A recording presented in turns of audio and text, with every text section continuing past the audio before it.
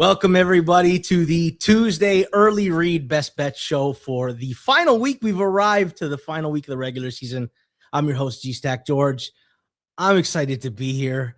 I know you guys in the audience are excited to be there because the comments are red hot. You guys are already firing out the gate. Don't forget, as always, we're presented by FanDuel. And if you've got picks, drop them in the chat. We want to hear from you. I'm not doing it alone. I've got two of my friends here at the Hammer. We've got Fabian Sommer, NFL originator, contributor to our newsletter, The Hammer Drop. How are you, Suuma? No, you are muted. And I started with a bang. I was muted.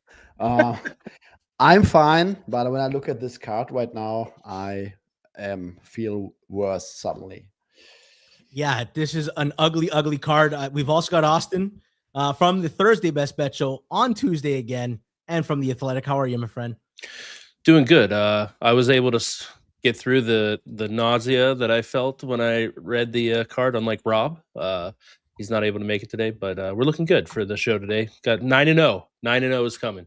It's coming. You know, it's kind of funny. Rob has all year let everybody know how much easier the Tuesday Best Bet Show is on at making plays, and then sure enough, Rob doesn't do good again last week, and then he says, "You know what? I got a good record for the year. Week 18's a mess. I'm not touching the record." He took a knee and he said, "You guys handle it." It was supposed to be all four of us.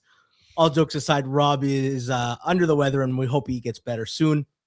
That being said, let's bring up last week's results. Just recap for the audience. Rob lost his triple hammer with Carolina, won his double and single hammer. He finishes the season 31-20. Auston, you won your triple hammer and your single hammer. You lost your double hammer. I won my triple and single, and I lost my double hammer, bringing your record to 28-20.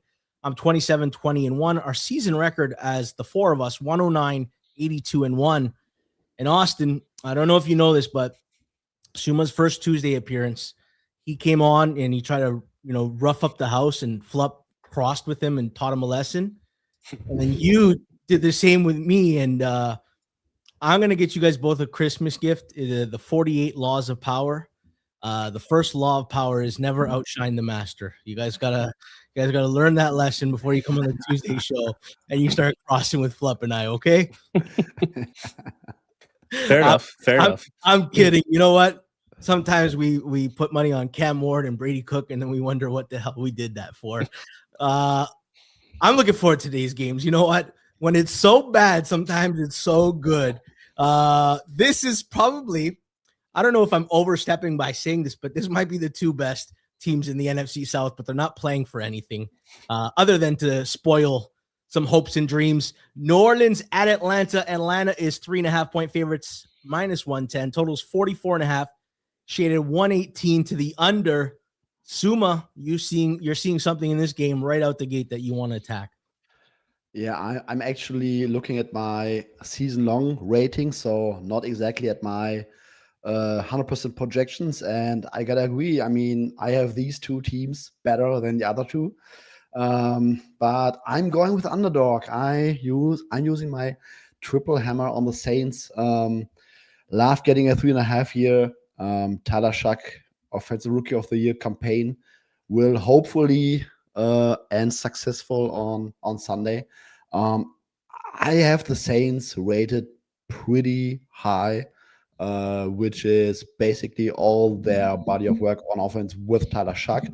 But I'm also pretty high on their defense in general. And I just have to ask, can the Falcons outscore the Saints by more than a field goal here? I love what Kellen Moore has been doing with Tyler Shuck. They've been missing so many guys, but that guy has been so incredible. And I just could not go against him catching 3.5 here. Falcons coming off that crazy motivational win on Monday Night Football against the Rams. So a little letdown spot here. Give me the Saints. Yeah, Tyler Shuck has been something else, and if he can close that Offensive Rookie of the Year at a monster price, it'll be something to watch. Auston, you strike me as an agent of chaos sometimes, and you got to be salivating at the thought of Tampa Bay winning against Carolina and not getting in the not getting the playoffs because Atlanta wins and cost Tampa the division. What do you make of this game? Yeah, I was on that like in the third quarter of on Sunday. I tweeted out like this scenario. Don't just think it's a winner take all, because like Red Zone was saying that. I'm like, nope. If Atlanta wins tomorrow, Tampa Bay might be left out. So I'll push back on Suuma a little bit in the Tyler Shuck campaign. I don't like he's played some very poor defenses, so I'm a little skeptical. I'm not betting Atlanta here. I think this is priced pretty fairly. But Atlanta's pass rush, Tyler Shuck has been pretty poor against pressure this year. If they've been able to, if he's kept clean, he's been very efficient. If you're facing this Falcons pass rush, I think you're going to see probably a different version of what we've seen the last few weeks against these poor defenses that he's faced. So I think like I go back to this like offensive rookie campaign. He has 9 touchdowns and 5 interceptions. He's played 9 games. I don't think it's been I think it's been 7 as a starter. I don't think it's been as impressive as we think. Definitely if you want to extract who they're playing and whatnot. So I do think the Saints are a little bit overrated. But I think 3.5 is fair to me.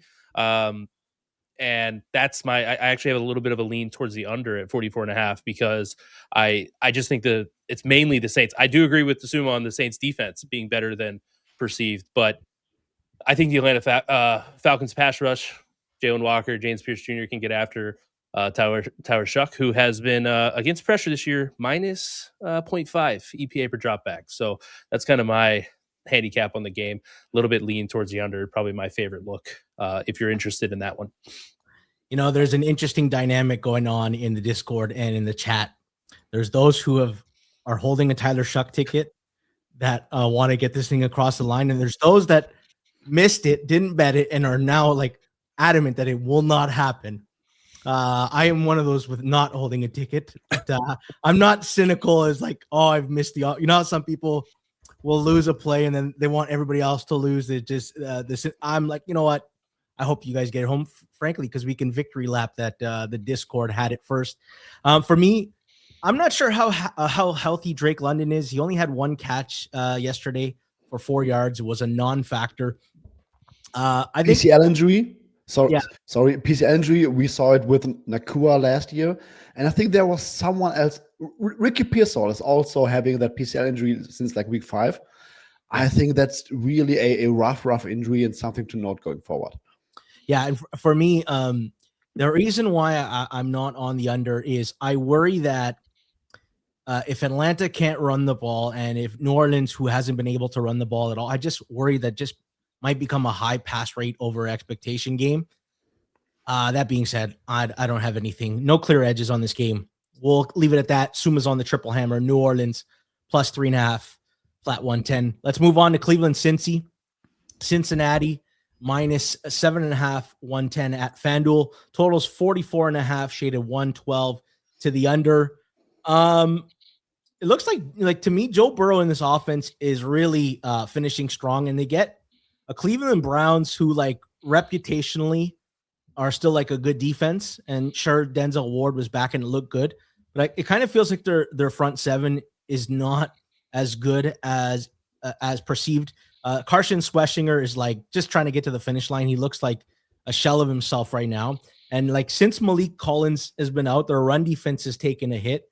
Before the Collins injury, the Browns were 2nd in defensive rush EPA, number 1 in defensive rush success rate. Since then, 27th in both metrics. You can now move the ball on the ground on Cleveland, which Cincinnati happens to do quite well. I know, like some context, Bills and Bears were there, 2 strong opponents, but Chase Brown in the run game for the Bengals does work, especially when there is a threat of the pass. I wish Fannin and Njoku were going to go, and I'm starting to wonder if both, because Cincinnati can't cover the tight end well, and I worry that there was an opportunity maybe to grab an over, although since like Burrow's return, the Bengals have been a top 12 defense in defensive EPA and defensive drop back. I don't know what it is. Dax Hill's playing very well. And frankly, DJ Turner looks like a number 1 corner, a true number 1 corner. I don't think they're resting anybody though, Austin. Zach Taylor's coaching for a job. Joe Burrow is like 2nd year in a row of like missing the playoffs, but finishing strong. You think since he's going full starters here? Yeah. I mean, maybe you do a little bit of like a snap count thing where you're maybe not rushing guys out there to play every single down, get some other guys some reps and whatnot. But I think the point you made about Dax Hill and definitely DJ Turner is like second half of the year they've been very good. DJ Turner, like probably the most like slept on, underrated corner over the second half of the year, because the Bengals had that track record of being, they were so horrible in the first half that it's like impossible to think that there's any bright spots on that unit. But that is a team that has some pieces in the secondary. The other side of the ball, like Cleveland, I don't know what to make of them. Like the offense, like Shedeur can make plays and there's splat, but like down to down consistency is still not there. This offensive unit's not good. You're taking Harold Fandon out of that game. We kind of saw that last week after he had that crazy touchdown catch. He didn't return. They really didn't move the ball at all in that game, despite the Steelers not being able to take advantage. So I think you get a full range of Cincy. I don't really have an edge. I wish this was 7. If this gets down to 7, I might jump on Cincinnati, similar to last week. But I'll be looking for this teaser leg, because I think the Bengals offense, and like you said, I think they need Burrow's missed time. They want to get more reps with these guys. I think the offense is obviously legit, and I would take this at 7 or look at it for a teaser angle as it stands today on Tuesday before we get a clearer picture. Yeah, 7.5 was like my on the cutting board, and if it was a 7, it probably would have ended up as my single hammer. Suma, your thoughts on this game? Exactly the same thoughts as Austin would also come up with the teaser-like option. I think there's like a interesting distribution in this game where I just don't see how the Browns get the upset here, because Shedeur Sanders has been so bad, and there's just such a discrepancy between both offenses. So yes, also decent look at 7, but I really like the teaser leg that Austin has talked about. Yeah, that is certainly the way I'm looking as well. Let's move on to Dallas. Right now, it's basically 3.5s everywhere in market. Totals 51.5. This is the first game, Austin, where we say I don't know who is playing. I know there was comments about Jerry Jones saying, yeah, Dak will likely play, but how long will he stick in for? There's also like questions on both sides. I don't know that the Giants will play Theo Johnson, Raheem Nunes, Roches, Cordell Flott, Javon Holland, all these guys who are hurt. I don't think they're going to jeopardize anybody like getting hurt in the final game. And then on the Cowboy side, I don't know who's playing offense between Javonte Williams, Jake Ferguson, and Ryan Floyd. No, I don't. It's such a weird way he pronounces his name. But Austin, do you have the answers to this puzzle piece? No. So this one's tough. Just again, like the Giants have Dart, right? Who you're gonna want to see more from. So like that's gonna kind of be, if he's on the field and whoever else is on the field, it's gonna be full go for them. And if you're gonna tell me that like Dallas scores 2 touchdowns on their first 2 drives, and there's like this threat of them sitting some veterans and stuff, that I don't want really any part of that. So until, I don't know if we'll get a clearer picture. Like this is the hard part about week 18. I don't know how much we'll know. Definitely when these ones like, hey, he might play a half, he might play a quarter, whatever it is. Kind of hard to get on board. Definitely with -3.5 with the Cowboys. So nothing for me here.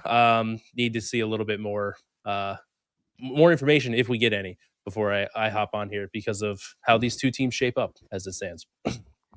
Feels like Sumo, we're going to be repeating a lot. This is what happens when you do a show on Tuesday in week 18. And like, if we saw Joe Milton getting first team reps in practice, I think we could all deduce that there will be no Dak. But until then, it feels like total guessing game. And are we sure that Joe Milton cannot move the ball on this Giants defense? So maybe something to keep in mind for some live bets or something. I just don't think that this Giants defense is going to stop anybody. The Raiders game doesn't count for me, honestly. No. Listen, no Cordell Flott, no Javon Holland. They already can't stop the run, and if they can't stop the pass either, then I don't know what goes down. We'll leave it there. No plays there. Listen, FanDuel says get wrapped up in holiday football and keep every drive interesting with FanDuel's Drive same game parlays. You see us do it on the watch along all the time. You can bet on what happens on each drive. Will it end in a touchdown, a field goal, or a stop? Then stack in player props like rushing yards, receptions, or who finds the end zone next. Build your bet exactly how you see it in real time as the game unfolds. And if you're new to FanDuel, there's even more gifts under the tree because new customers get $250 in bonus bets if your first $5 bet wins. So whether you're betting the next drive or next player to score or the next big moment, make every snap count with FanDuel. Visit FanDuel.com/forwardprogress to join today. That's FanDuel.com/forwardprogress. 21 and present in select states for Kansas in affiliation with Kansas Star Casino. 18 and present in DC, Kentucky, or Wyoming. First online real money wager, only $5 first deposit required. Bonus issued as non-withdrawable bonus bets, which expire 7 days after receipt. Restrictions apply. See terms at sportsbookfanduel.com. Gambling problem? Call 1-800-GAMBLER or visit rghelp.com. Call 1-888-789-7777 or visit ccpg.org/chat in Connecticut or visit mdgamblinghelp.org in Maryland. Hope is here. Visit gamblinghelplinema.org or call 800-327-5050 for 24/7 support in Massachusetts, or call 1-877-8-HOPE-NY or text HOPE-NY in New York. And that is FanDuel. I don't think we hit one of those this year, the punt parlays that we've been doing. All right, let's move on to this game. This one's interesting. No more Phillip Rivers. It is Riley Leonard's show in Indy, and I don't know what Riley Leonard's going to bring against that defense. What a way to make a debut. Houston is 10.5 minus 106 at FanDuel. Totals 39.5, shaded 115 to the under. Austin, what are you expecting in this one? Yeah, I don't know what to make of Riley Leonard going up against the Houston. Still has something to play for. So that is another angle. They're going to be playing people here. Part of me wonders with these either younger quarterbacks or not backups. We've seen a lot of third stringers this year as well. Is do defenses kind of just get a little bit soft in the way of can they make the right decision to move the ball? So part of me wonders can he slowly methodically move down, and then if they get near the 50, get near midfield, does Houston kind of turn it up a little bit so you don't give up? You're not giving up big plays and something like that. That's my only worry in this. Outside of that, I don't know how Indianapolis is moving the ball here. So I don't know if I'm in the business. I still think Houston's offense is very flawed. I don't know if I'm in the business of laying 10.5 here. Don't have a numbers lean towards the under, but subjectively, if you tell me that Riley Leonard's going to be in hell, I don't know how this game gets to 40 in a way. So yeah, that's the look for me. I don't really like. I'm actually opposite on Houston. I'm looking to fade them a little bit as we head into the playoffs. But rookie quarterback first start on the road in Houston. No thanks. I'm under or nothing here for me. Yeah, I don't know what to make about this game. I thought about Houston and because listen, they were a big favorite in Arizona, and this Indy defense kind of resembles that. Since Sauce Gardner first aggravated his calf injury, and then Charvarius Ward and Chris Lamons hit the IR. The Colts since then have been bottom 6 in dropback EPA and dropback success rate. It feels like, especially because they also don't generate a good pass rush, if Stroud has a clean pocket, he probably can pick apart this secondary a little bit. I didn't mind them taking a couple, it looked nice when they were taking some deep shots with Jaden Higgins. Oh, it's a big number, though. I'm not giving it out, but if I knew that one of the Texans tackle would play and you can get a 9.5, 10, I would probably be interested in Houston. But at this number, given I don't know who's going to play tackle right now for the Texans, I don't know. Suuma, what are your thoughts?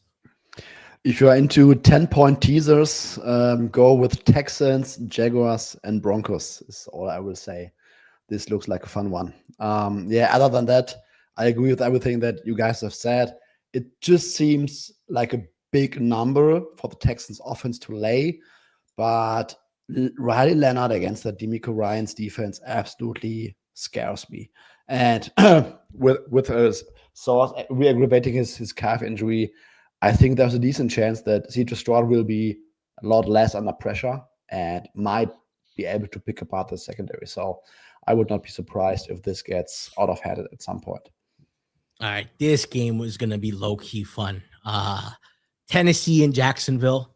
Jacksonville minus 12.5, flat 110. Total 47.5, shade 115 to the Under. Okay. I think it feels like we're gearing up for a lot of passing in this game, which is the path to least resistance. The Jaguars are like, here's the gap between both teams' pass defense and run defense. The Jags are 14th in defensive dropback success rate, but number 1 in defensive rush success rate. Titans are 25th in defensive dropback success rate, number 8 in rush success rate. It'd be stupid to just run the ball into a wall, which to me gears up for a lot of passing. Since the Jacoby Myers trade, Trevor Lawrence is 5th in EPA per play, 4th in success rate. He now gets a Titans secondary that just put on another corner on the IR, Jalen Armour Davis. So in the last 2 weeks alone, 3 safeties and 2 corners on the IR. From the beginning of the season, 6 DBs on IR, 2 also that they traded away. We are down to the replacements of the replacements. They have a guy starting at safety with 157 career defensive snaps. He's playing next to Amani Hooker, who's like the 90th best safety in coverage out of 100 guys, according to PFF. When they go into nickel, they have a guy who's going to have played 15 snaps defensively. This secondary, and like Tyre Elam is one of their top 2 corners, and he got cut from Dallas, who can't cover. So you could just imagine how bad he is. It feels like Jags are going to have a ton of success through the air, and then it feels like when the Titans get into a game script where they have to air it out too, the worry, of course, is like the ugly Cam Ward turnovers killing drives. But that being said, the most exciting bet in football, other than all the ones we win, is betting Cam Ward overs and sweating in that fourth quarter. We gave this out on the Sunday reset at 45.5. It's moved up to 47.5. Still liked it. I still like the number. Over 47.5, minus 105, my double hammer. Jags, Titans, over. Austin, your thoughts on this game? Yeah, I think that's probably I wish it was the 47. That'd make me feel a lot better. Yeah, the 105 helps, but yes, I wish it was a 47. Very, very. It's tough to maybe land on 47 and lose that. But the Jags. This is like kind of name your score with the Jags. The only pause I would have, it's like if they're up big, how much are they really pushing? I'm not saying they would rest guys, but if this game does get out of hand, are they putting Trevor Lawrence in harm's way with drop back passing? So that's like the one look from like I don't know, like game theory pass here with the over, but with the state of the Titans secondary, just overall the Titans defense in general this year, and how this Jags offense has been operating, the guys are just wide open. Like it's not like Lawrence is just making amazing throw and like fitting in tight window after tight window. It's just like, oh, hey, there's a guy running 20 yards downfield with no one within 5 yards of him. So hard for me to see that. It's going to come down to, like you said, is Cam Ward going to get another backdoor here, or maybe get us over the over at 47.5 there. So nothing here. I do like. I haven't thought about it, but Suma's 10-point teaser throwing Jacksonville in here is quite nice. But yeah, Jacksonville should name their score here. I don't think Tennessee's getting many stops in this one. Listen. Before you tease, Suma, maybe Cam Ward, 350 yards, beats the Jags, steals the offensive rookie of the year. Houston wins the division. I don't know. Is this the chaos game, Suma? What do you think? Or are you just throw it into the big teaser we're creating right now? So first of all, I gotta admit, George, that you are an incredible ball knower. That you were on this Cam Ward train since I think week 2 or 3 or 4 something. I cannot remember. We were talking about it, I think, on the first Tuesday show. Honestly, I'm kind of sold on Cam Ward. I think that the Titans are horrible. They have been playing a horrible season. They were horrible on offense overall. But I think over the past 4 to 5 weeks, Cam Ward has really had some flashes. And he's throwing to guys like Gunnar Helm, DK, Van Jefferson. And honestly, yeah, Sunday, the Saints, they had that fumble 6 by Chase Young, incredible play, but they also had that crazy fumble by Dante Pettis in the end zone. So I think we can say the Saints, with that supporting cast, scored 34 points on that Tennessee Titans defense, which is absolutely horrendous. So I agree with Austin. The Jaguars will probably be able to call the score here. And honestly, the Titans, there's nothing to lose in this game. Just air it out. And I think that the Jacksonville Jaguars secondary is vulnerable, especially when at some point you are completely in like a pass first mode. I can absolutely see the Titans scoring a bunch of points late in the game. So I agree 100% on that over. But I would also have liked the 47. Yeah, all in agreement there. For me, it's my double hammer. Listen, do us a favor, if you're enjoying this Week 18 Best Bet show, smash the like button. Show us some love. It helps in the algorithm. Just drop some comments what bets you guys are looking at, because I'm curious how you guys are parsing the Week 18 card. This is one of the strangest games, Austin, I think, that's lined right now. Minnesota at home against Green Bay, 5.5-point favorites, minus 120. Totals 36.5, flat 110. I say it's weird, Austin, because it's like, is this the Clayton Tune versus Max Brosmer game? Is JJ McCarthy going to get one last start to take a look at him? Is Malik Willis going to ask to put one more game on film? What I do know for certain is that the Packers are like benching anybody who's had any kind of injury or is of any importance, because frankly, they've lost too many star players to injury. But I don't know. The Vikings feel like they're doing that too. Like Brian O'Neill, Darisaw, Ryan Kelly likely not playing. That O-line was bad against Detroit. They didn't move the ball at all. It's a miracle that they won outright, considering Brosmer had like 20 yards of like offense. It was a joke. That being said, Austin, like to me, I wrote number feels big. Not sure I can bet Green Bay. That's my entire note. Yeah. So Green Bay, if you don't know, it's locked into the 7th seed. So they literally have nothing to play for. But yeah, same thoughts. Number like 5.5. We'll get into a play later to think the same thing here. But I don't know. Like Brosmer has basically shown nothing for us. And then they're, like you said, they're resting the offense. They've had offensive line injuries all year. Get those guys healthy. There's no reason to play them. 5.5, and it's minus 120 over at FanDuel. I don't know. Even if you get JJ McCarthy, like, is the hand 100%? Because I don't want to say that I'd feel inclined that they would, like, if his hand's at like 90%. I feel like you still got to get him out there, because you haven't seen a lot. We're going to be going into year 3, and he's played like 9-10 games with all the injuries he's had. So I kind of like the Packers like 5.5. It kind of like intrigues me a little bit, or like maybe plus 220 on the money lines, the more fun look for me. But yeah, not much I can do here. I'd like to get a little bit more info on who's playing, but I am not running to bet Minnesota anywhere near this price. So yeah, wait and see for me on this one. Suuma, Brian Flores, his contract is up. I think he'll have his choice of any defensive coordinator job he wants. I think there's opportunities for him to become a head coach again in a no standout offensive candidate. Feels like this hiring cycle. Do we get a chance to see Brian Flores dial up zero blitz 98% of the time? Because Clayton Tune is going to be in Brian Flores' hell. There's nothing left. Flores might as well just dial it all up here and just put on a show, because I don't know, Clayton Tune looked really bad. And I still remember that year in Arizona where we had to like figure out if this guy's a guy. I think so, because I think that this coaching staff has a lot to play for. I mean, there was a lot of pressure on Kevin O'Connell with the quarterback situation this year, and now they got a chance to finish the year ahead of the Lions, I think. So, I mean, I think that this coaching staff will try to bring it all. Honestly, the Packers are resting their players, but I think we can make a good argument that this defense has been like bottom 8 material, and now they are benching guys. Like, how bad can it be? So, honestly, if we get closer to Sunday and we get a sense that Mike McCarthy might be playing, I think there might be a fair tail spot where the Vikings just lay it out completely on the Packers here, in my opinion. But nothing to do right now, just about more information later in the week.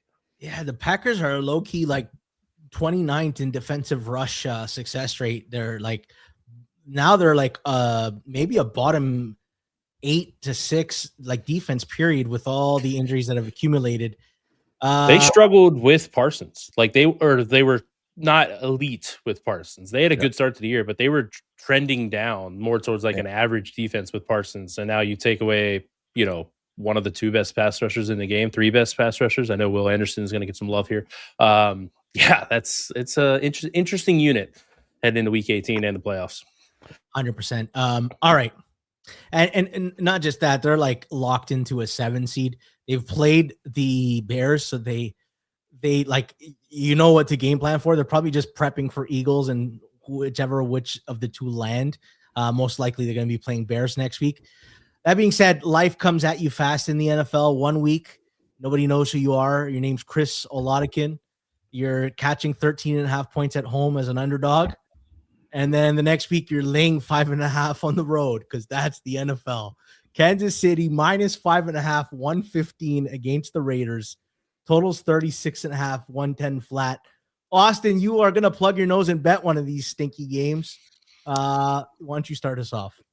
Yeah. I kind of told myself like earlier in the day that I wasn't going to get involved with a game that had nothing to play for, but I am taking as my single hammer Raiders plus 5.5, minus 105. This would actually be like a money line play for me if it was like week, 15, and they didn't lock up the number 1 pick with a loss. I said to GSAC before we got on that, like, I don't know if the Chiefs can score 6 points to cover this number. So like the offense was so bad last week, and I just can't fathom this price. I know the Raiders are tanking. Maybe they tank more and put more players on IR. At the end of last week was hilarious with all the guys that they were putting on there, but I don't know.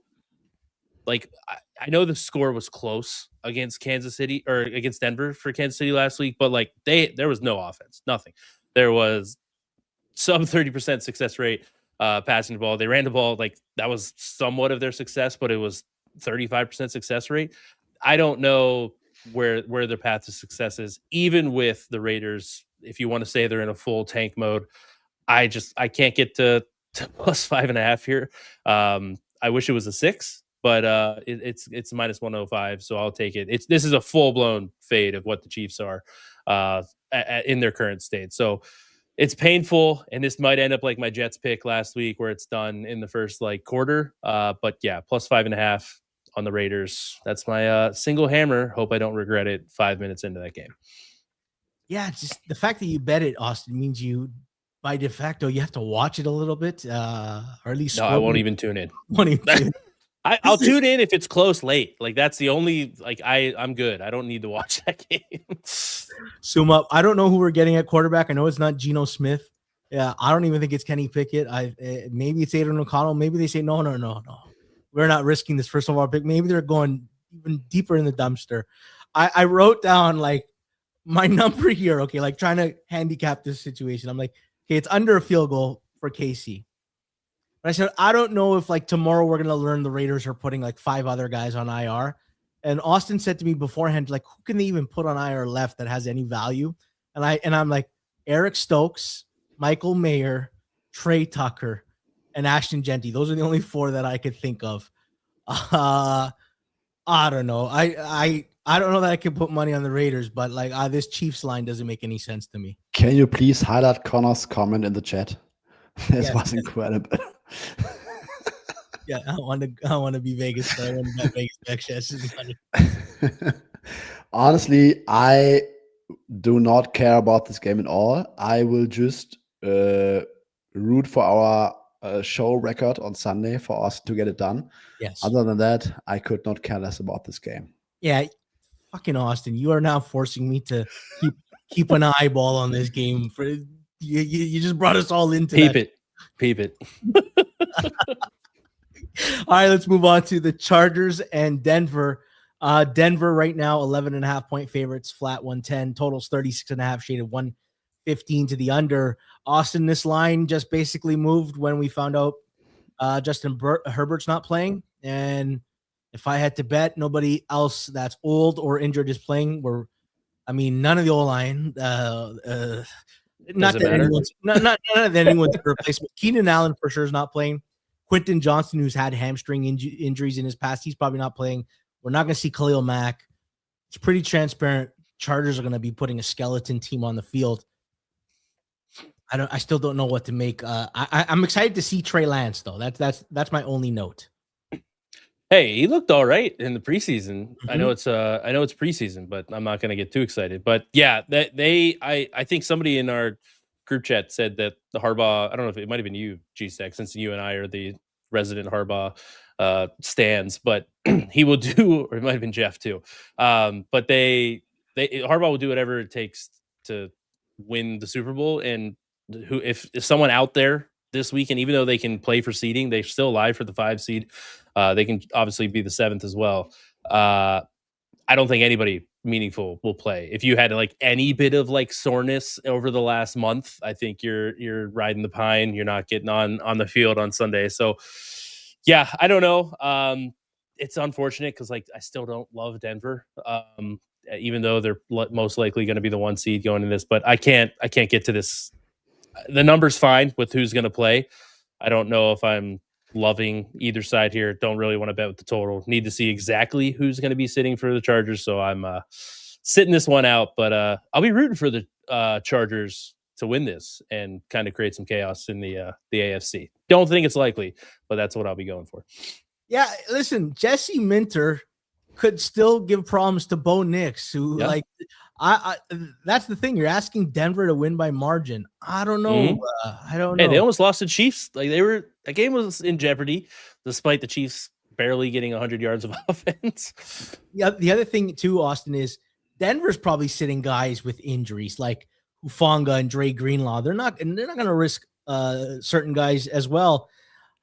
And they might also, like, if they're up handily at the half, they could be up 24, bench everybody, and eat 2 last-minute touchdowns by Trey Lance and prevent defense. Suuma, your thoughts on Chargers Denver? Anything of value here? My big issue with the Chargers matchup in this one is that let's pretend all the starters will be playing. Then the Chargers offense would have a tremendous disadvantage at the line of scrimmage up front, but their defense could be able to keep this tight against Bo Nix. But Denzel Perryman is suspended. Khalil Mack will not play in this one. Tayo Todd will likely not play in this one. So all of a sudden, that decent-ish, solid-ish run defense of the Chargers gets blown out of the window completely entirely. So I think that even the Broncos offense will have a matchup where they can run the ball all day, get not stopped behind the line of scrimmage, keep moving the chains, and just barely punt in this one, honestly. So I think with the backups, this turns into a crazily bad matchup for the Chargers if they cannot stop the run. Yeah, what a game. This is the big one. All right, Miami, final game against New England, and Suuma. I will admit you loved Drake May first, but I'm going to tell you I'm going to love him more than you. Okay, that's I'm going to outlove Drake May, and you can write 100 articles on Drake May in our Hammer newsletter. But every time I get to talk about Drake May, I'm just going to crush on him. All jokes aside, Suuma, I said to Rob on the Sunday Reset, he feels weapon proof, and that's the biggest compliment you can give him.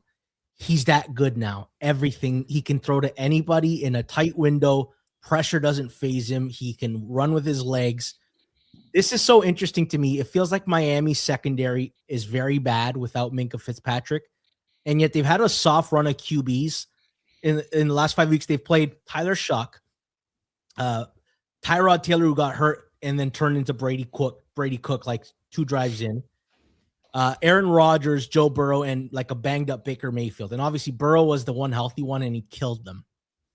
I think Drake May against a defense that's not going to have Chop Robinson, no Jordan Brooks, KJ Brett, and probably no Minkah Fitzpatrick. Patriots are number 2 in drop back EPA, number 1 in success rate. Dolphins are 26th in drop back EPA, 31st in drop back success rate. All right, I'm going to do it. You know what, Mike, I appreciate you producing, but I'm going to throw you an audible, get you on your toes. I'm going to switch out my single hammer. It was on my on the cutting room floor, but I'm bringing it in. I want New England minus 10.5 as my single hammer. I don't care. I think they're going to kill Miami. And I think Jalen Waddle may not play. Give me the Patriots. Let me just lay it one time with the Patriots for maximum fun on Sunday. I was going to give another under, and I'm like, you know what? I don't want to sweat an under for a single hammer. Let me just sweat Drake May. It's much more fun. Suuma? Agree. I mean, there's a scenario in which Mike Vrabel looks at the scoreboard in Denver and they're up by like 30 points and he might pull starters late, so we might get some backdoor opportunities. But honestly, up until then, how do the Dolphins stop the Pats offense? I just don't see it. And Quinn Ewers, man, no, hard no from me. Yeah, listen, I watched that game because I needed the over last week. He made some throws, but like Tampa's secondary is, I'm not like banging the table for New England's defense. In fact, like their rush defense is now like 23rd in defensive rush success rate. Something bad has happened in New England, and it's really just like all the D linemen that have been missing. But Quinn Ewers took advantage of a bad Tampa defense, and I think they got lucky that Baker threw some turnovers. Otherwise, Miami might not have won last week. I don't think they're going to be that fortunate with Drake May. Austin, your thoughts on this game? Yeah, I lean New England as well. Miami's defense is horrific, definitely through the air. And even, Sue and I were talking about the MVP race. Like, they still have to, I think they'll push for that. They're not going to just like protect May in this. And again, they might look at the scoreboard watch a little bit and maybe, pull off a little bit. But I don't know, against bad teams this year, which has basically been their entire schedule. They've basically played nobody all year. He's putting in an MVP level season. So I expect an MVP level performance in this game. And it's hard for me to picture the Dolphins slowing him down. So Miami's offense, I like McDaniel. He's scheming up. I just don't know if there's enough there for them to consistently stay with, like, this could be like a 42-24 type game. Wouldn't shock me at all. So I think that the Pats are going to have a lot of easy moving the ball in this game. So I lean that way. Don't know if I'm laying the 10.5, but I think laying it's the right move there. I will say this, Austin, because everybody talks about you play bad teams. The Pats are blowing these bad teams out. They're like 10-5-1 against the spread, against the closing number. Their average, like they're covering by an average of 6 points a game on top of the spread. So they're doing what their job is, even above market expectations. You can only beat who you play. All right, New England, enough crushing on them. Let's move on to, this is a fun game. Washington and Philly. Philly is -7, -110. Totals 41.5, shaded 120 to the under. This is, I'll just give you my brief notes and then I'll actually get your guys' thoughts on it. But I wrote Josh Johnson, it looks like, for the Commanders. We still don't know who's going to play on the Eagles. Like, they might do a hybrid, like bench anyone hurt, and they're like 5 to 6 guys they can't afford to lose, but still try for the win, because there's a world where they still get the 2 seed, which is beneficial. Because you could avoid a first round matchup against the Rams. Obviously, the Saturday results changes that, the Seattle San Fran, so that's part of the calculus. But I think the Eagles can move the ball, even Tanner McKee and Tank Bigsby, against a toothless Commanders defense. And the Commanders also, their O-line's like cooked now. Laramie Tunsil out, Tyler Biadasz, Sam Cosmi on the IR. The truth is, I'm hoping Eagles like full out announce no starters, the number moves against them, and then I probably come back in on the Tanner McKee led Eagles. But I can't do anything right now. Current line and basically lack of info. Austin, I'm curious your thoughts on this. Yeah, I echo everything you're saying. I've been banging the Washington defense has been horrific for, I don't know, it seems like a month. They're so slow, and that pretty much like negates any ability to consistently stop opposing offense, because even guys on like backups still have some speed, and that's the easiest way for a backup to have success is a slow defense there. So yeah, still a little bit to play for Philly. So yeah, I'm with you, G-Stack, looking for hopefully we have an overreaction to if they do sit people, if we have a little bit of too much market movement, I'll be looking to eye the Eagles, because I don't think the Commanders are a team that they're on blowout. Like, they can be blown out at any moment against, I'd say, any semi-quality NFL team. And I think the Eagles backups might be that this week. So yeah, looking for the Eagles after we get some more info. Yeah, I'm with you. Connor says, Suuma, what does Philly do in numbers very short if starters go? I said I wrote in, if the Eagles had their starters and Josh Johnson was starting for the Commanders, like, this is 13.5. This 7 is like out of control good. That being said, obviously it's a huge question mark. How have you thought of this game, Suuma? Are you looking at attacking it or are you passing in general? So if it's Tanner McKee later in the week and Josh Johnson, give me the Eagles at a lower number, because I think the Commanders are just that bad. Terry McLaurin has been dealing with like injuries all season long. Don't know if he's going to be a full go in this one. And the Eagles, the Eagles are one of the maybe the best roster in the game outside of quarterback, obviously. So yes, you can bench a lot of players, but it's a 53-man roster. You have to play some guys, and the Eagles have a very, very deep roster. So give me Tanner McKee against the Commanders at a lower number. Yeah, listen, some people like Hitman think Tanner McKee is an upgrade at quarterback. That's a whole other conversation. Is he wrong? You know what? Very. I'm curious enough to see it, because Tanner McKee always had the weird buzz of like PFF. I remember when their NFL draft guy had like Tanner McKee as the top 28 prospect for a long time. They were big Tanner McKee guys. Lands in a pretty good spot and has been learning for a couple of years, so I'm at least curious on how it looks. This is a game. Finally, we have a game where both teams are motivated. No more when motivation is part of your handicap. It's a strange week, but we get the AFC North Classic Sunday nighter for all the marbles. Baltimore right now 3.5-point favorites in Pittsburgh, -105 at FanDuel. Totals 41.5, shaded 115 to the under. Austin, why don't we lead off with you, because you got a triple hammer at play here. Yeah, it's painful. They're an annoying team. I guess actually both these teams are annoying, but triple hammer on the Steelers +3.5, -115. I don't want to I'm not overreacting at all to their loss to Cleveland. I think they game planned, I'm not kidding, to not give up the sack record rather than win the division, because they did nothing on it was any chance that, like, I saw the fourth down deep ball to Scotty Miller, wide open, Adam Thielen across the middle of the field, which was like blatantly obvious from pre-snap look, because it was man coverage, all of that. That was like, hey, if I can just give this fade up immediately, well, I'm not giving up the sack record. So that to me, like, I know that they got banged up. Weapons are there. DK Metcalf's not going to be there. 3.5. Like, this is the typical like Mike Tomlin voodoo game. They'll keep this close. They're not good as favorites.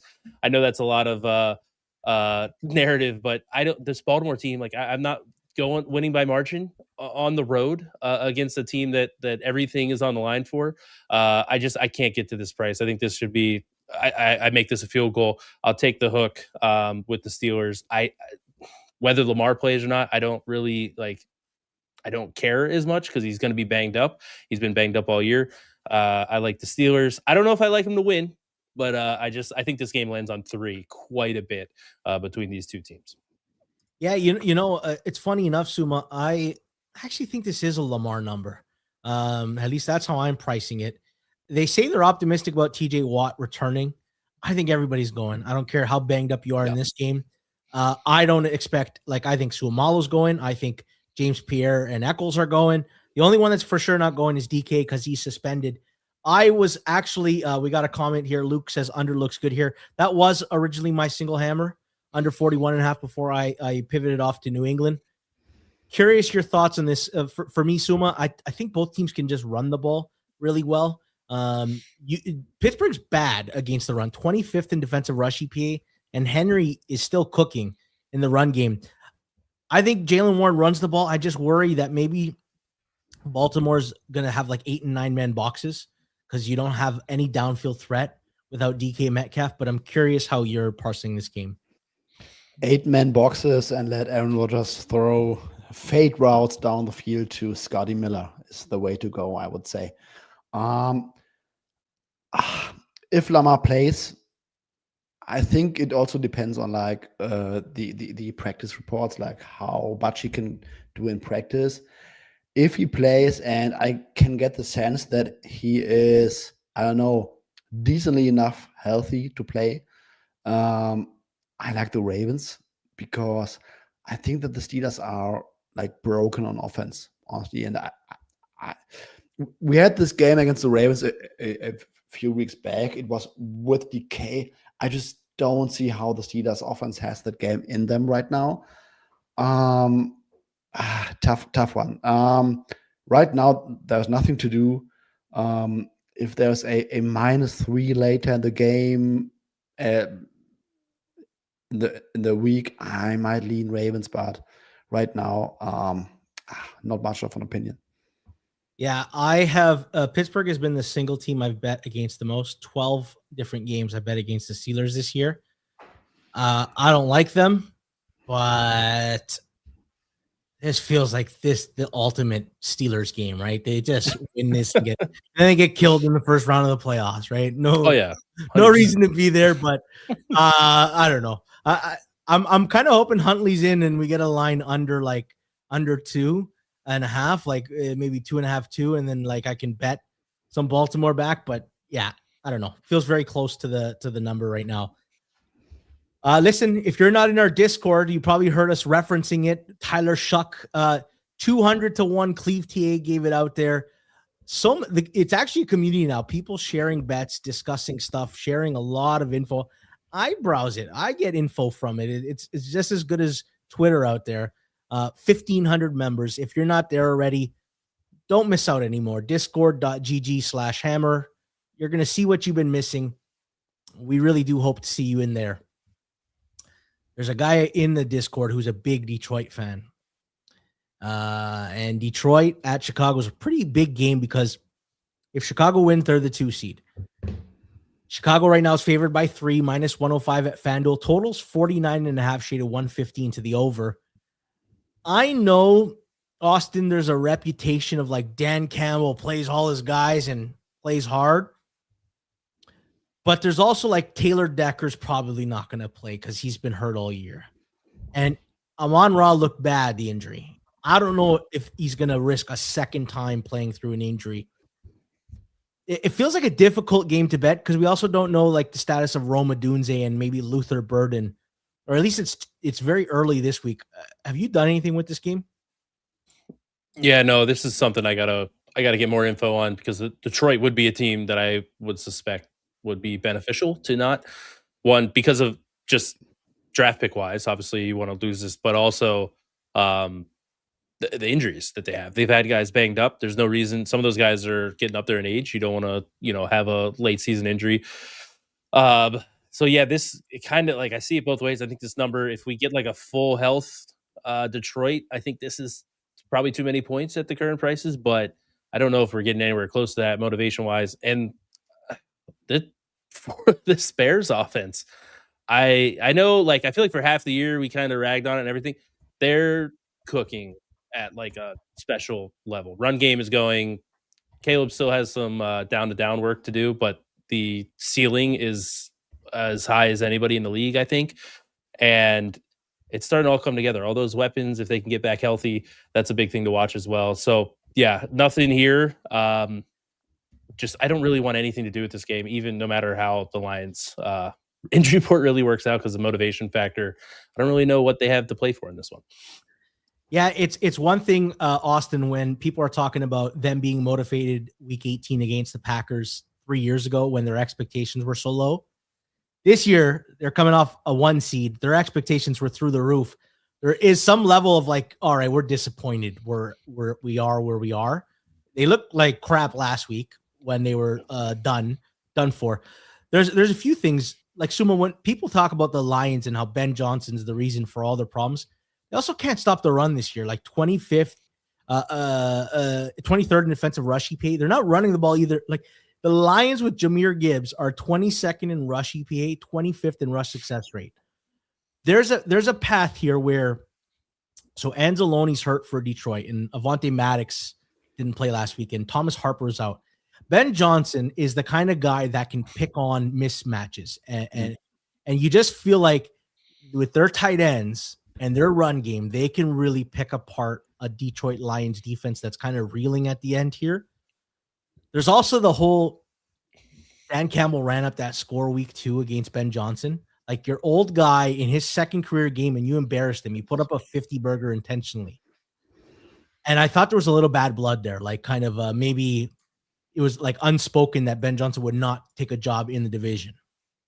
I don't know. Maybe I'm reading into that. But it feels like Ben Johnson might just really have it out in this game. Your thoughts though, Suuma? This is like the classic Dan Campbell. Let's get this one. Joy Kanish posting a live video reaction after the game for how tough the Lions are. This is like the game to spoil the Bears, potentially the second seed, I would say. But I don't know if it's enough in terms of matchup. You said it. Amon-Ra St. Brown dealing with the injury. Like, let's say it's like no ASB.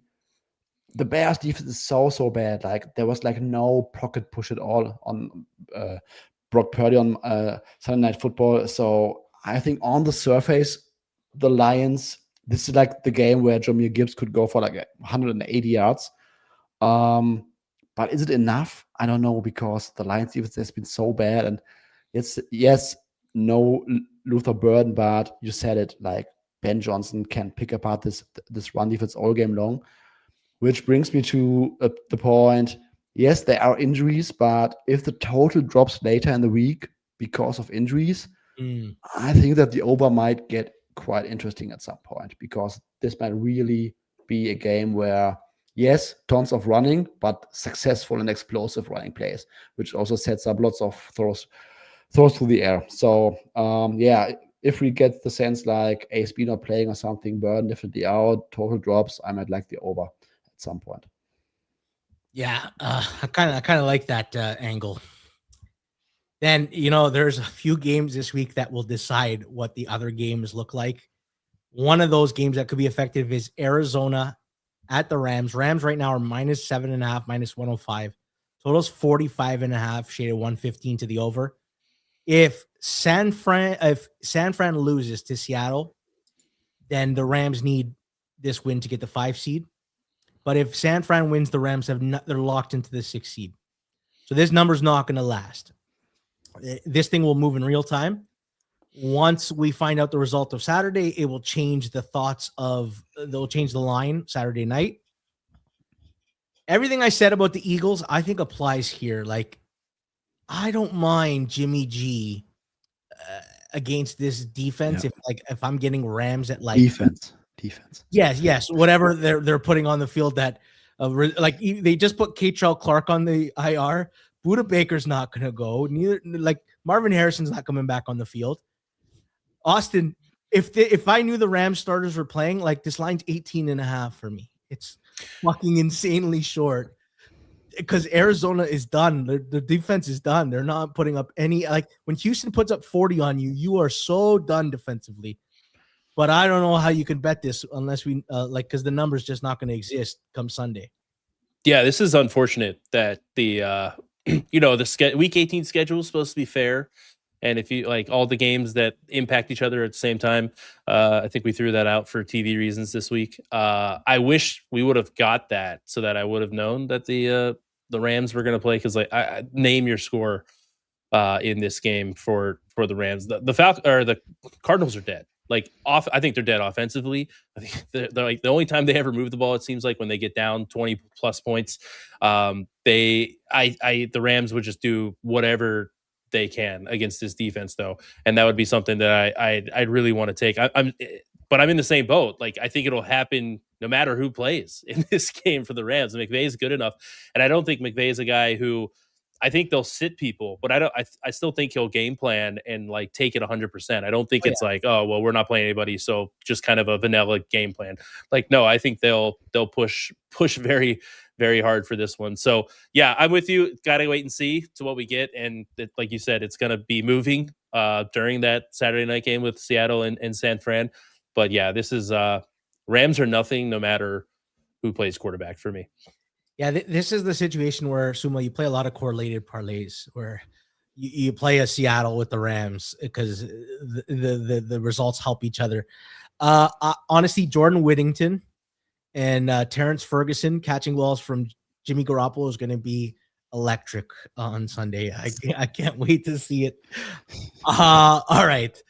New York Jets at Buffalo. I don't know what it is this year about, like, there are so many teams that have given up or like running shell rosters. Raiders, Cardinals, and the Jets. I don't even know who they have left playing defense. There's nothing. There's nothing there. And now they lost Quantez Stiggers in the last game as well. Buffalo 7.5-point favorites, -105. Totals 38.5, shaded 115 to the under. Josh Allen's not going to play. I think it just feels like the Bills are doing the math that if the Chargers lose anyways, they're going to have the 6th seed. So it really won't matter. Frankly, I don't think the Bills care to go into Jacksonville or New England. I think they just know what they have to do. They have to win probably 3 road games to get to the Super Bowl. They have got that mentality locked in now. They're going to sit everybody. Like Daquan Jones, Jordan Poyer, Dalton Kincaid's not playing with that knee. Yeah. That being said, like, the Jets are atrocious. I don't know how to price Brady Cook against the Bills backups. I also don't know. Maybe Mitch Trubisky moves the ball on the Jets' non-existent secondary. I can't do anything with this number again, but this might be a weird case of, like, if I knew Bills, all their starters were going to be out, and then they moved the line to like 4.5, 5, am I back on the Bills?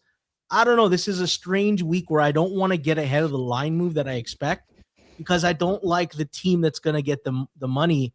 Because they're dead teams. Like, I don't know. The Jets have been tanking for 2 months now. Anyone who has like sneezes wrong gets put in the IR. Austin, how do you even begin to talk about this game? Yeah, I don't. I bet the Jets last week, and that was it for me. I gave them a shot. I think the problem that I have in this game is I think the Bills roster is very it's not good. Mm-hmm. And if you take Josh Allen off of this team, what are we getting? And sure, they can get after the passer. That's the real issue here. Brady Cook's not anything when he's not being pressured. If they do get pressured, but I don't know who's going to be playing for the Bills. They have everything to play for. Still can get the 5 seed, can also get the 7 seed. So it's but Josh Allen is all that matters for this team. So nothing for me. I actually trying to guess at this. I think 7.5. I don't want to bet 7.5 in this spot, but I think that's probably the side or the Bills. I would be on -7.5. I think that might be a tad bit short, but I just, until we know more, I might just forget about this game and not pay attention, and then be like, oh, the game started, so I can't bet it. So, but yeah, I do actually kind of lean the Bills. Me too. This is the third where I want to move and just grab a shorter number with the backups because. Not a bad backup quarterback. Trubisky, you could do worse than Trubisky. You could have Brady Cook out there who takes a sack every 8. Hey, he's a third string. Not fair. Listen, he's a third string. That guy takes a sack every 8 dropbacks. It's unreal. I don't know what's going on. That guy makes Shador look like he's got pocket awareness. Suuma, do you have some thoughts on this game? Lean the same way. Also, can the total drop a little bit more?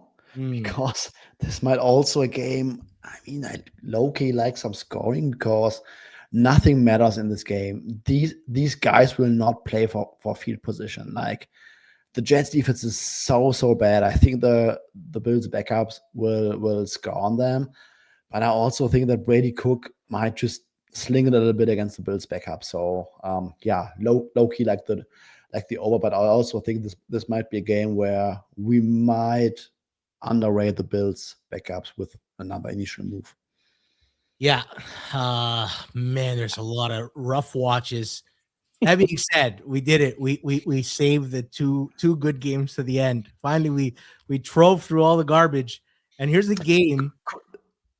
Question for you guys. Yes. If you had to do a multi-view setup on the early slate, which 4 games do you choose to watch? Oh, first of all, big TVs, Cam Ward versus Trevor Lawrence. Yes.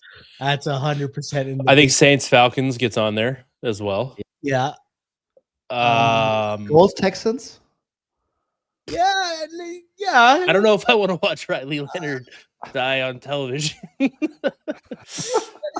Dallas, I definitely not watching Green Bay and Minnesota. No thanks on that. That Dallas, if you could tell me Dallas was going to play everybody the whole game, I could see like Dallas, New York could be fun. Yeah. But I don't know if I want to watch the Colts offense go against the Texans defense. Yeah, definitely not. Definitely. That's a great question, though. I appreciate you bringing that up. and listen, life is too short to watch Clayton Tune and Max Brosmer play quarterback. There's no way that I think getting any and like you're not going to get any information that can help you for the playoffs. So it's like just there's nothing to gain from that. All right, we saved the two good games for the last. Truthfully, we were just trying to wait for some injury reports to populate. Carolina at Tampa Bay. Tampa Bay -3, -102 at FanDuel. Totals 44.5, shade 115 to the under. We all got a hammer on this play. Not all in the same play. Only you, Rob, and you two and Rob could pull that off. But we do kind of directionally like this game together. Suuma, lead off with your double hammer. This is a complete fade on the Buccaneers. This is not necessarily a play on the Panthers, but I just think that the Bucs are so bad. They could have lost against the Cardinals. I think that metrics-wise, the Cardinals were slightly better in that game at Tampa Bay. They had like a missed field goal, red zone turnover. They could have won at Tampa Bay. The Bucs would have been 0-8 in the last 8 games. The offense is bottom 8 material. They cannot move the ball consistently. Baker is in pain. He is dealing with a knee and I think shoulder injuries. He's just not right. The Bucs defense is falling apart. I think Todd Bowles might get Kent next Monday. I honestly do. I don't think what he gives the team going forward. That being said, give me our Fighting Eagles +3, -120 at FanDuel. I think best price market right now. Let's go Fighting Eagles. Yeah, it is. Listen, there's 2.5s in market. It's expensive 3, but that's important in this game. Suuma, I'm gonna be with you on this play. It's gonna be my triple hammer. Same thing. Normally, my handicap of Carolina games are, they can't run the ball, and they're forced to throw. They're probably in trouble, like the Seahawks game or the 2 Saints games. But the truth is, Tampa Bay is so bad at stopping the pass right now. They're literally 26th in defensive dropback success rate. Since Zion McCollum has been out, everyone is torching them now through the air. We all remember that Thursday nighter where Kyle Pitts rose from the ashes. Now Jamel Dean and Benjamin Morrison don't practice today. That's problematic. Anthony Nelson not practicing. That's a pass rusher. I could see Bryce Young having success with no pressure and nobody in the secondary.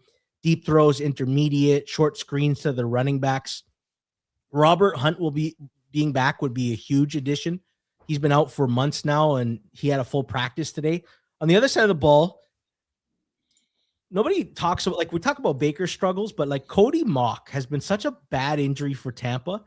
Michael Jordan and Dan Feeney are 2 of the worst guards in football. And when you pair them with Graham Barton, who looks lost as a second-year player, very poor interior D-line. It feels like Derek Brown could dominate this game, just total disruption. But the truth is, like, Mike Jackson and J.C. Horn, I think they can shut down Mike Evans and Emeka Egbuka, and then the Bucs are going to have some trouble moving the ball. So I like Carolina. I think their defense plays well, and I think they do enough on offense to win this game, let alone getting a whole 3 here. Give me them as my triple hammer -120. Austin, you've got to play on this game as well. Yeah, I lean that way. Going to hold off because the Falcons could be up big and the Panthers could rest everybody. I'm totally kidding. The Panthers are not in a position to do that with the division on the line. But I like the under at 44.5. That'll be my double hammer. These teams 2 weeks ago played, got to 43. Neither offense looked amazing in that game. I've been kind of banging this drum even when the Baker MVP, Suuma, when that was going on earlier in the year, like he was turnover worthy play after turnover worthy play that's wasn't ending up with interceptions. And to a degree, that's still happening. He leads the league in turnover worthy plays per PFF. He has 27 big time throws to 26 turnover worthy plays. So that's not a quarterback who is either seeing the field well or they're struggling so much to generate anything on offense that he has to force the ball, in positions that he doesn't want to. On top of the fact that he has been playing banged up pretty much for definitely the entire second half of the year. So on the other side of the ball, I think what helps is they should be able to run the ball a little bit, the Panthers, and that's going to make life easier for Bryce Young. I don't know if the Panthers are an explosive offense against. Now, the secondary injuries are a concern for Tampa, but I just can see more methodical drives. The one worry that I have, maybe I should have went with the Panthers, is that Bowles just came out and admitted that they can't defend kickoffs. So that's a worry that they're going to be losing the field position battle, which the Panthers are one of the best kickoff teams as well. So those are concerns. I think that game plays into an under, which I also lean the Panthers as well. 44.5. I don't think this should be on the hook above the key number of 44. I like that. Even at 44, I still like that as a play. Yeah, we're all kind of directionally leaning the same way in that game. One more game. It's the Saturday night game, and it's a banger. It's for the 1 seed. Seattle at San Fran. Seattle right now, -1.5, -102 at FanDuel. Totals 49.5, shaded 115 to the over. Suuma, you're the last one with a hammer left. It's your single hammer. Who are you playing with? I'm taking the Seattle Seahawks because I like the matchup for them. Single hammer. The Niners offense has been incredible, but it was also aided by a very, very easy set of opposing defenses. Trent Williams dealing with the hamstring injury, I think that would be a bummer injury for the 49ers because the Seahawks, no one runs on the Seahawks. And the Niners, with George Kittle back, they had a better rushing offense, but they are not incredibly efficient. So I do not believe that all of a sudden the Niners will run all over the Seahawks defense. That has, I mean, when you look at the splits in terms of EPA per play, EPA per rush, it's like a country mile between the first ranked Seahawks and the second best run defense. So I think they will close down the Niners run defense. And then without Trent Williams, I think that there might be some errors, some mistakes. Purdy will not have such a clean game. Seahawks defense, top 2 defense in the game right now. I think the Niners offense, as good as they have been, they will have a hard time. Then on the other side, I'm super down on the Seahawks offense going to the playoffs. But this matchup is absurdly good for Sam Darnold to get back on track, maybe even if it's just for 1 week, because the Niners defense is really, really bad. When you remember that Phillip Rivers basically picked them apart for 3 quarters, I think the Seahawks will have lots of open space through the air. I just think that I like the matchup for the Seahawks in general. Yeah, I think the short week hurts San Fran in this spot. I don't know that Trent Williams is going to be able to gear up off a hammy. I'm with you there, Suuma. I also think 2 hidden injuries.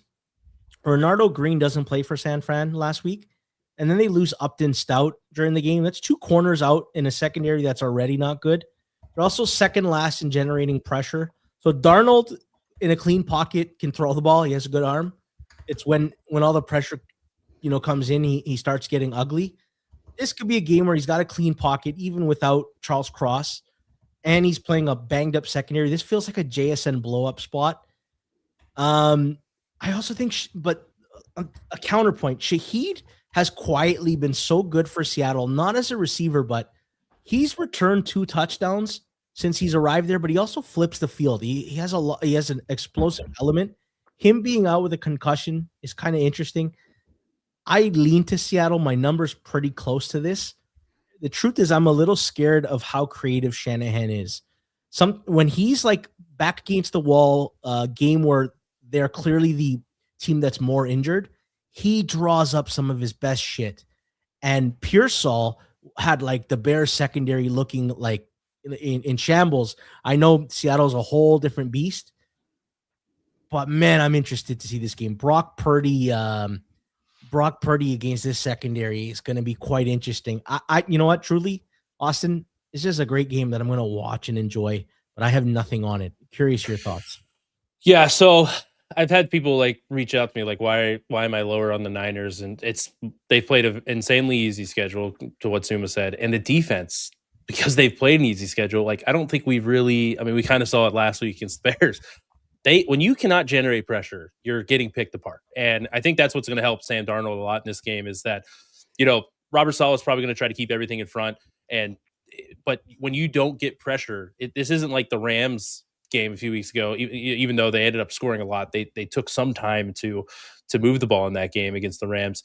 He doesn't like Sam Darnold's not going to be sped up. And I think that's a huge key for him in their efficiency of moving the ball down the field.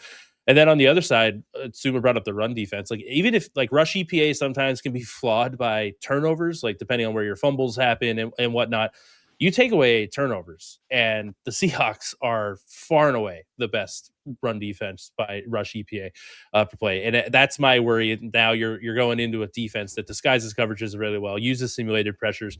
If Brock Purdy is in maybe more of a third and longer situation, can they sustain the number? I don't have I have a slight lean towards Seattle, but I think Suma's points on like the matchups, this plays very well into big step up in class in terms of opponent, and definitely the matchups play towards Seattle. So I lean that way as well with him.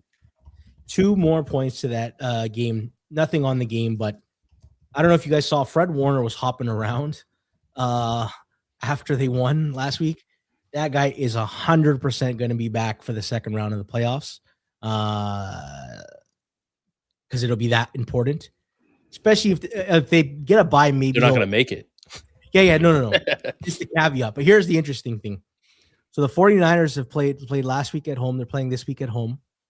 If they win, they're at home until the Super Bowl, which is in San Francisco. They might not have to travel for 2 months, which is fucking bonkers. That's the opposite of the Chargers, who were away last week, away this week, and likely will have to go on the road the whole time as well. 2 months.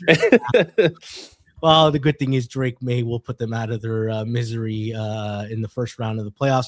Although I like Jim Harbaugh, that's going to be. I say you're going to be rooting for Harbaugh there. Like, you gotta. What's the love for Harbaugh or May? What's better? The thing is though, Austin, Suma's the first one to like tout Drake May, and he's going to win our pre-draft series with the Drake May MVP. He's going to win.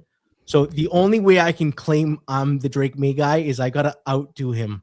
I got to love bomb Drake May for the next year to change the narrative, because Suma's the first one in right now.